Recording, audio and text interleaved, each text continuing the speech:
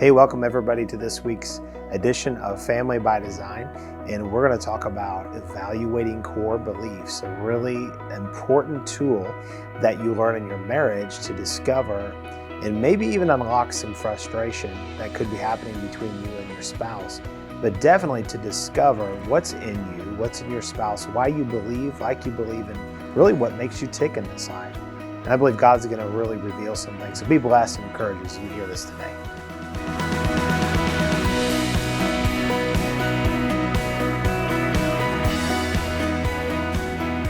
We're going to start talking about core beliefs, but not just anything about core beliefs, evaluating your core beliefs. Because I think as we go in life, as we go, especially in our marriages, it's important to understand what it is that you believe, like deep down inside, and what it is that your spouse believes deep down inside, because sometimes they don't match perfectly, and we can see this as a source of contention, and then we usually place blame or get frustrated.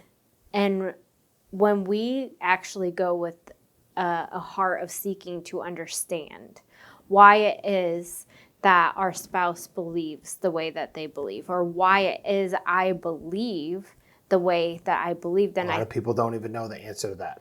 Well, it is, and I think it's good to challenge ourselves. Yeah. Why do I believe this? Yeah. Is this even good to believe? Is this even something I want to believe? But a lot of times, we, like you said, we don't know because we're not necessarily seeking to understand. So it's good to seek to understand. Yeah. So, and I think the basis of this is communication, which is another topic for another time. But you have to have good communication about this. But within that, it's evaluating your spouse, and it's evaluating not judging yourself, or being critical, not being judgmental and critical, but yes. just evaluating. You could say judging, but not being judgmental. Right. And so it's evaluating where they are at and why they believe like they believe. And it's a judgment-free zone. And so it's like, okay, I see where you're at with this. And then also being able to self-evaluate to see where you are at. Because if you don't know why you believe like you believe, you can be really hard-nosed about things and not even communicate why you believe that way. And the deal is that you can be adamant about something but be totally wrong. Or Correct. Be partially wrong. And it's like, okay, well, your idea is right, but you're going about it the wrong way. And that can lead, like you said, can lead to like frustration is one of the things that I see really common with people. And we've been this way too in our relationship to where I have particular values and I'm a very strong personality. So, when we got married and let me tell you, fellas, this is how you don't do it. But when we first got married, there were certain things that said, this is what we're doing. And it was because it was not a conversation. I wasn't a chauvinist, and I wasn't this overly dominating person, but I was so set in what I believed that they weren't bad things. They weren't bad things. No. As a matter of fact, one of and they weren't just core values, but some of them were, but then some of it was just my calling. And so, like one of the things that I said, we are going into ministry, like that's happening. And of course, I didn't have a clue what that looked like, but I didn't say. Which I knew that already. I didn't ask you, like, how do you feel about ministry? And you wouldn't have known what to say, and I wouldn't have known. I didn't know anything about ministry. I just knew that that I was called into it, and it was like, well, if you're going to marry me, this is what's happening, And so, and I thank God for it. I mean, we're doing great and everything, but I didn't communicate about that at all. Another thing was about schooling. And I actually would like to camp here for a few minutes. Well, let me say what it was is that I was very adamant. I said our kids will be homeschooled, and that they're not going to be going to school. Part of that was out of pain and inner vow that I made, but then some of it I believe was because of wisdom, and we do that, and I think it's the wisdom of God and it's right for our family. But a lot of that inner vow, that core value was made because of an inner vow, because of pain I experienced in private and in public school. That's and I right. thought, my kids ain't ever going into that environment. That's right. And so I would say that this was a place where we didn't have the same core value. No. But here's what I will say. I valued actually education. I valued that our kids would have knowledge because I knew knowledge was power. Knowledge could get you out of a situation that you were in, which was a vow that I made. Right. And so we had many years of frustration. And I believe and we both were right in a sense. we were. They weren't bad things that Right. we were saying. It was a core belief that we wanted our kids to be educated. And I wanted to make sure they were in the right environment when they were educated. That's right. And I didn't And that was more important to me than for you. Yes, because I actually had a very good, positive experience in school, but I wasn't. I'm sure there were bad things. Like now that I look back, some of like the need for knowledge and knowing knowledge is power, and that it only can come through going to a school for 12 years and then going to college for 4 years after that. Like that is the way that was embedded into me. And so for you to come and like shake that, like it undid me. But then I was frustrated because I felt like you were putting something on me that I did agree to. But you didn't really I didn't want. I didn't really want. And I just had to come through this, realization to seek to understand.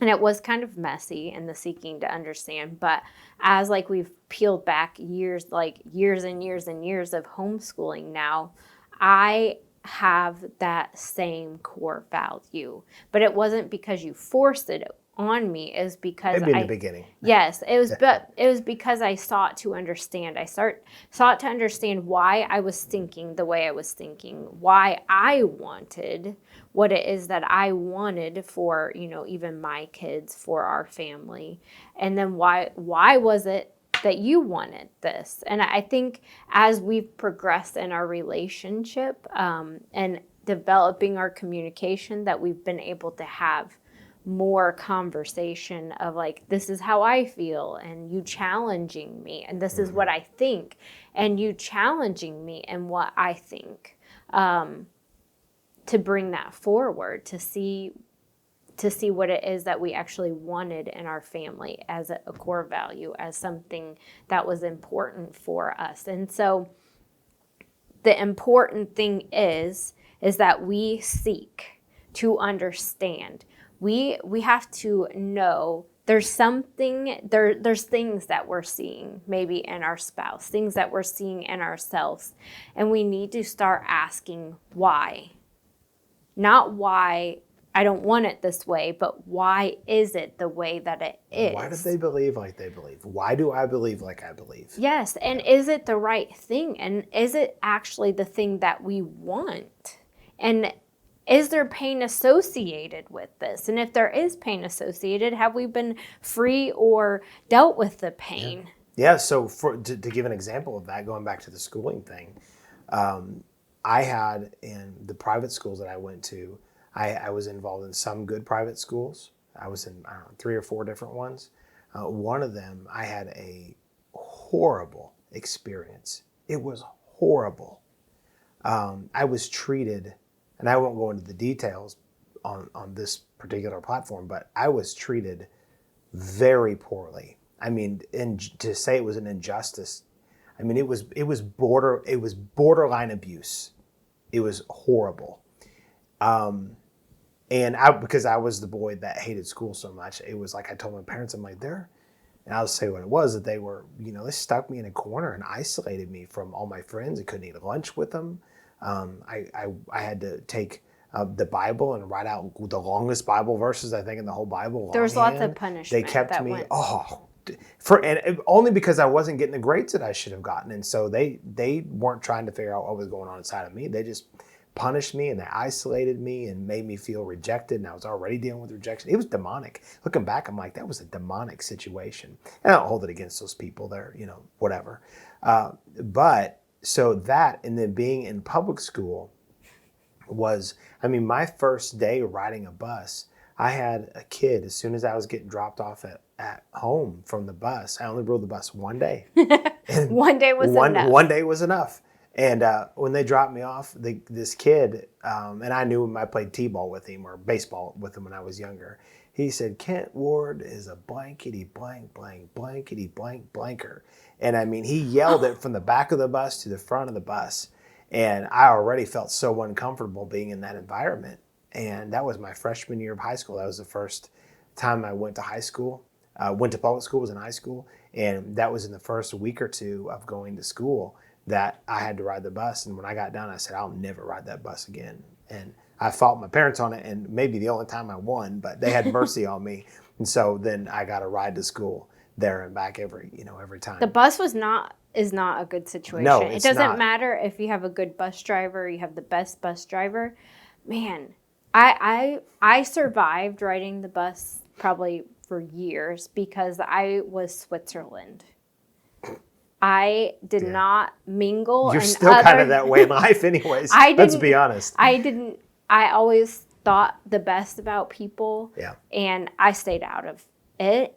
And I just kind of went low and acted like I wasn't there. But I was hearing things that you shouldn't hear. Yeah, that's another discussion for another time as far as buses. But because of those two, and there was a lot more in public school that I experienced that I didn't like.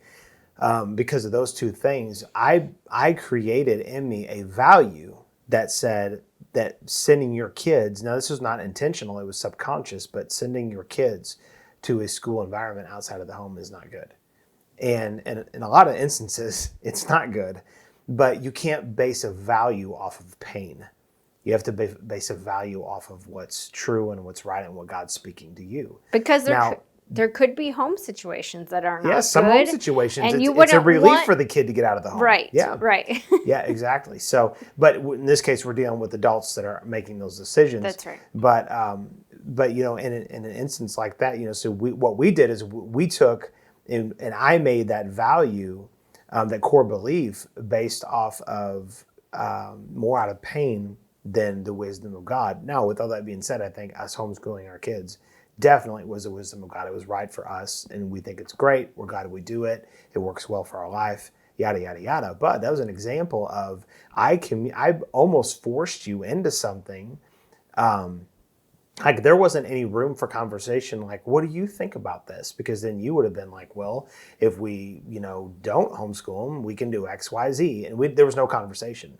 It was that I had a pain. I said, this is what we're going to do. And my value was based on the experience that I had. And so the point with saying all that is just going back and say, why is it that we believe what we believe? And in a marriage, a lot of us believe certain things about things based off of how we were raised or what we've experienced, and it may or may not be right. Mm-hmm. Sometimes people will make core values off of things that they don't like, and they'll talk to their kids, they'll treat their spouse, and they'll do particular things, and it's like over exaggerated. Mm-hmm. I've met men who have come out of really abusive or neglectful homes. I've met women like this too, and they want to be good parents, and so they make a vow inside of them that they're going to be the best dad, they're going to be the best mom, they're going to be the best spouse, and they are completely inflexible. And like they don't even know how anything that could possibly even come close to infringing upon that bubble, they won't let it anywhere close. And it's not that their value is wrong, but it's overstated because it was based off of a hurt, and they want to stay as far away from that thing as possible. So sometimes it's not the value that's wrong, but it's how it's being appropriated. Yeah, that's right.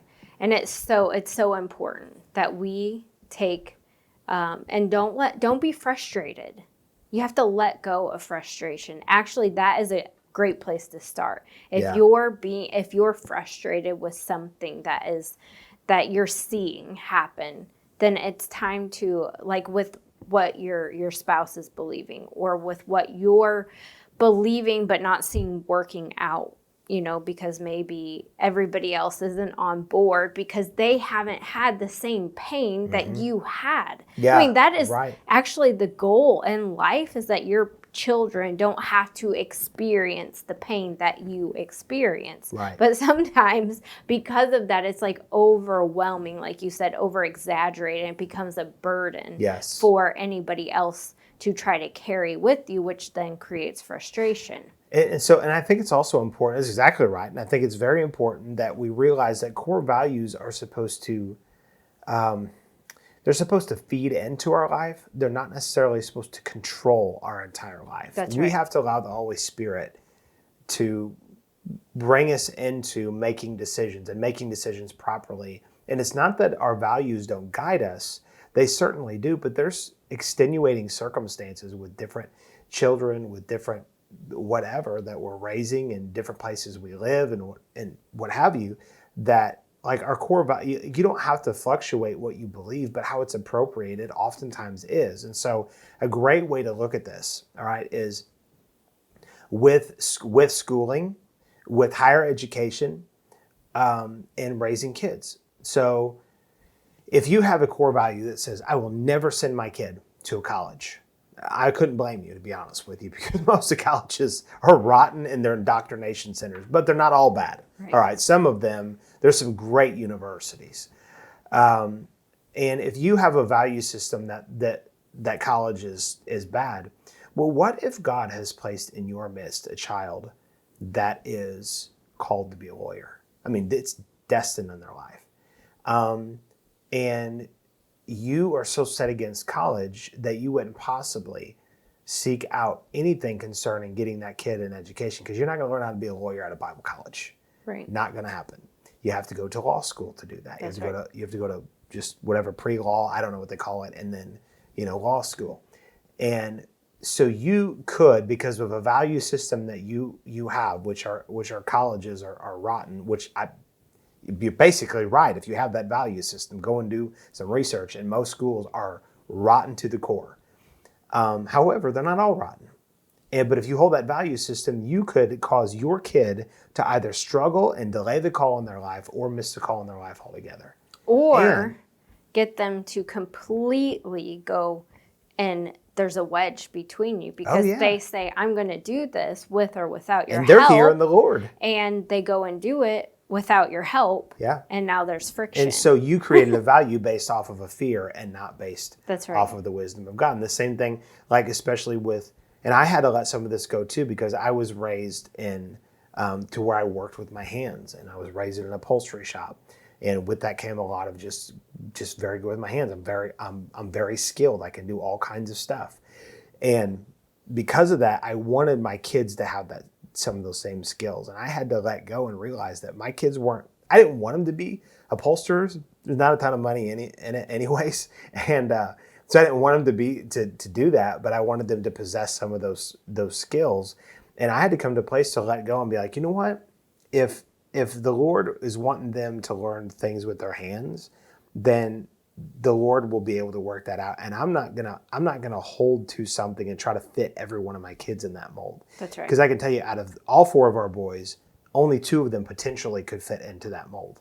The first one and the third one, I mean, I'm not saying they couldn't do it, but they're not wired that way at all. And that's the second okay. one really isn't either, although he's got probably the most ability as far as his hands to do it. And the fourth one, I don't really see that. So my point in saying that is that if you try and fit, and I'm not saying there's not basic things you can't give your kids, but if you try to fit all of your kids into a particular mold, why are you doing that?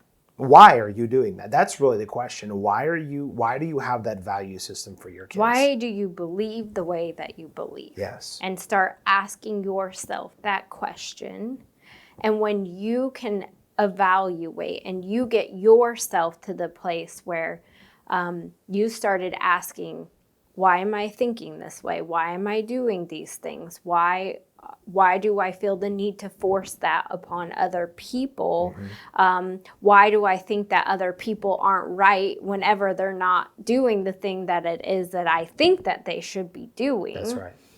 Then we come to some resolve in our own self. Oh, I made a wrong decision because of some pain that I was experiencing. I've got made a wrong vow. A wrong vow. Wrong core value. Oh, yes. Yeah. Or it just wasn't, like you said, appropriated correctly. Yeah. It is a right value. Right. But how I'm going about seeing that come to pass hasn't been the right way. Yeah. You can get that going in yourself.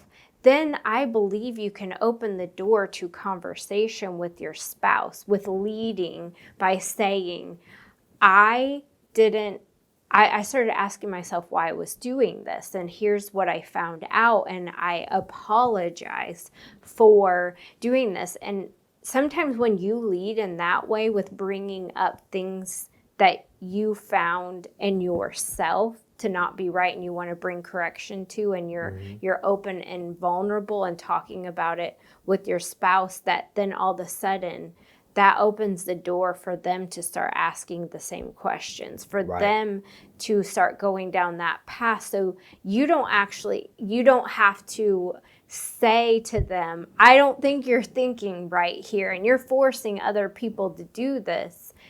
The goal, the hope would be that they start doing that themselves. Yeah. And I think that, going first in that, humbling yourself first is very important. But whenever something's not working, like if you have a value and you really believe that you're right about it, you probably are, but it's not working right. It's producing some fruit that you don't like. You need to ask, why is that happening? And I think a lot of times what happens, there could be a number of reasons to it, but let me say one thing that happens with core values is that they get turned into doctrine for everybody else. Oh, that's right. And this is one of the things that I can't stand about homeschoolers. And we homeschool our kids. And people that homeschool their kids, they are often some of the most haughty, arrogant people, self-righteous that I've ever met. Everybody's got different situations and circumstances. I'll be bold and tell you how rotten I think not all of the people in the school system are. We have people that are our friends and family members and stuff that are teachers, and we love those people and pray for them and pray that they do well and that they can educate kids well. So I'm not against the people, and I'm not even necessarily against the whole system, but there's just some things that are not, maybe that I wouldn't agree with concerning that. And so we value putting our kids in, homeschooling them. And so since we do that, we live that way, but I don't put that yoke on everybody else. That's right. And a lot of times personal convictions or personal values, if you're not careful, you can turn them around to be doctrine for everybody else. So we don't have a right to do that with people. That's good. And there's a number of things. Anytime, and I think, I'm more aware of eating healthy now than I think I ever have been, and I try to be conscious of that. It's difficult in the world we live in, I guess. But I can't stand being around people who are, they think that they've got it all figured out as far as eating. And they try to put that yoke on everybody else. If you have a value in you that says don't eat pork, well then don't eat pork. Or that says I'm only going to eat green vegetables and fruit and nothing else, good for you. Don't put that on everybody else. That's not fair. You can't allow personal conviction to become doctrine for everybody. You can, but it's not right to do that. And so we can do that with from one family to another family, but you can also do that inside of a marriage. And that's right. really what we're talking about here. And it creates a lot of tension and things in that. So don't let your personal convictions become doctrine. Let them be things that lead and bring light and life and hope and help. And if they're not, you need to sit back and reevaluate. Is it a right value? And if the answer is yes, then am I appropriating it right? And if it's creating friction, you're not appropriating it right, flat out. And you need to ask God for wisdom in that. So praise God. Hopefully this prodded some people to go and do a little proper evaluation of their spouse and where they're at, and then also where they're at in and of themselves. Yeah. Amen. Thank you for listening in on this conversation. We hope this has and will continue to encourage you in your marriage and family. Don't forget to download and comment and share this episode. You can check out Ward Ministries at wardmen.org. If you have any questions, please email us at info@wardmen.org. Keep your eye out weekly for our latest conversation on marriage and family.